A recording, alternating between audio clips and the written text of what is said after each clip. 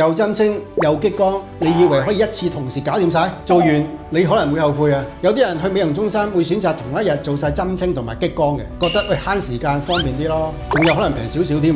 但你知唔知啊？呢個組合其實係反黑原因啊！針清完之後呢，其實皮膚已經受傷㗎啦，呢個時候再打激光就等於喺未愈合嘅傷口再加刺激啊！燒傷、發炎、反黑機會都會大增。打完激光再針清又點呢？其實都係同一個問題。打完激光皮膚仲未穩定，就開始再加多啲傷口刺激，細菌又易進入去，容易紅腫，甚至有可能反黑留疤添啊！就算激光唔好打咁勁啊，用啲溫和方式，好似嫩膚咁咧，情況都係差唔多嘅。